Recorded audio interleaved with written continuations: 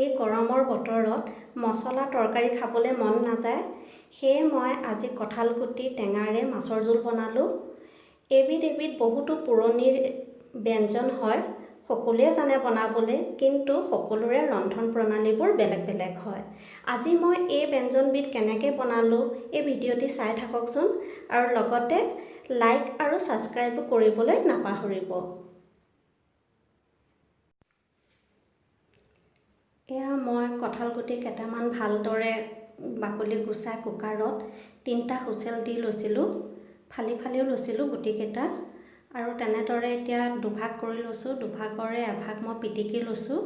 পিটিকি ল'লে তৰকাৰীখনৰ সোৱাদটো ভাল হয়, নহ'লে গোটা হৈ থাকে, তৰকাৰীখিনিৰ পাকটো ভাল নালাগে খাই। আৰু এভাগ মই গোটাকৈ ৰাখিম, কাৰণ খোৱাৰ টাইমত অকণমান চোবাই খাবলৈকো মন যায়, কঁঠালগুটি চোবাই খালে ভাল লাগে, সেয়ে এভাগ এনেদৰে ৰাখি দিম মই।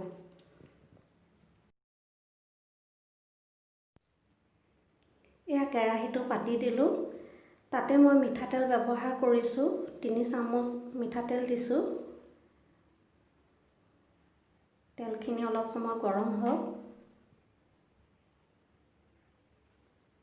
এয়া তেল গৰম হোৱাৰ পিছতে পাঁচফোৰণ দিছোঁ, আৰু শুকান জলকীয়া 3টা ফালি দিলোঁ, লগতে তেজপাতো দিলোঁ। ইয়াত টেঙা জোল বনাম, সেয়ে মই পিঁয়াজ ব্যৱহাৰ কৰা নাই, আদা নহৰু ব্যৱহাৰ নকৰোঁ। লগতে এয়া হালধি এচামুচ দি দিছোঁ তেলতে।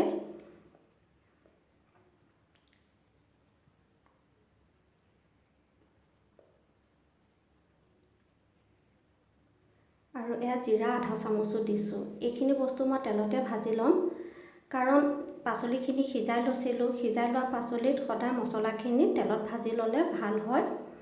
এয়া মই দি দিছোঁ কঁঠালগুটিখিনি।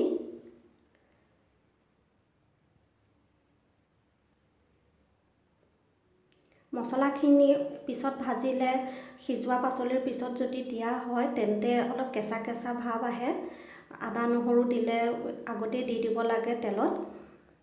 আৰু তেলত মছলা দিলে আৰু এটা লাভ হয়, যেতিয়া মই নেমু চেপি দিম তেতিয়া তৰকাৰীখিনিৰ ৰংটো কমি নাযায়। আৰু যদিহে পিছত হালধিখিনি বা জিৰাখিনি এতিয়া দিলোঁ হয়, তেন্তে যেতিয়াই মই নেমু চেপি দিম তেতিয়া তৰকাৰীখিনিৰ ৰংটো কমি যাব। এয়া মই নিমখ জোখমতে দি দিছোঁ। মোৰ ভিডিঅ'টো চাবচোন, মই নেমু চেপাৰ পিছতো মোৰ তৰকাৰীখিনিৰ ৰং একেই হৈ থাকে। আৰু সদায় তৰকাৰীখিনিৰ ৰং ভাল হ'লেহে মানুহৰ খাবলৈ মন যায়। এনেদৰে ভাজি থাকিম। ভজা হৈ গৈছে, মই পানী গৰম কৰি থৈছিলোঁ। এগিলাচ পানী এয়া দিছোঁ তৰকাৰীৰ কাৰণে, অলপ অলপকৈ দিম।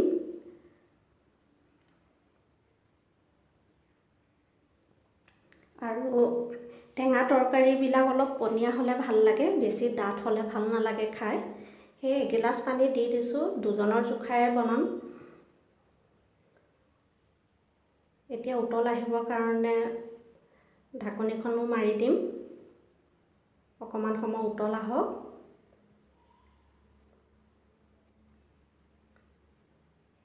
এয়া ধুনীয়াকৈ উতল আহি গ'ল। জুই সদায় মধ্যমীয়া জুইতে এতিয়া ৰাখিম।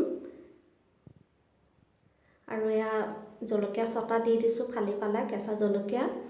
টেঙা তৰকাৰীত জ্বলাটো হ'লেহে খাই ভাল লাগে, তথাপি জ্বলা যোনে কম খায় কমকৈ দিব।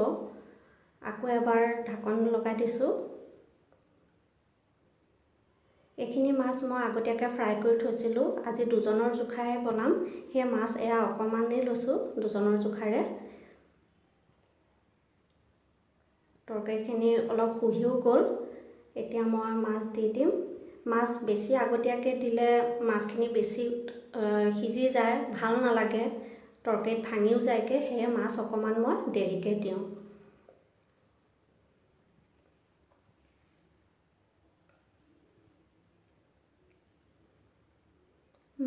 মাছ দিয়াৰ পিছত আৰু ঢাকনি নিদিওঁ, কাৰণ তৰকাৰীখিনি বহুতখিনি ধুনীয়াকৈ পাক উঠিয়ে গৈছে।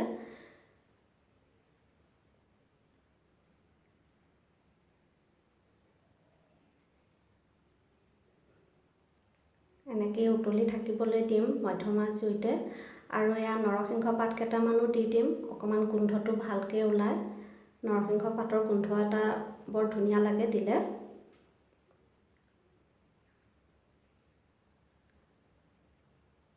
ধুনীয়াকৈ উতল আহি আছে। এতিয়া ইয়াত নেমু এচকল লৈছোঁ। টেঙা মই কম খাওঁ কাৰণে কমকৈ দিছোঁ, যোনে বেছিকৈ খায় বেছিকৈ দিব।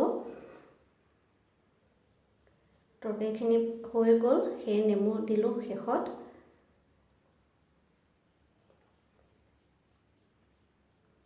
এয়া চাওক, নেমু দিয়াৰ পিছতো মোৰ তৰকাৰীৰ ৰংটো কমি যোৱা নাই, নহ'লে একদম ঢেলা হৈ যায়, হালধীয়া হৈ যায়, দেখিও বেয়া লাগে। এনেদৰে বনালে ইমান সোনকালে বনাই হৈ যায়, খায়ো ভাল লাগে, খুব কম সময়তে বনাই হৈ যায়। এয়া মোৰ কঁঠাল গুটিৰে মাছৰ টেঙা আঞ্জা।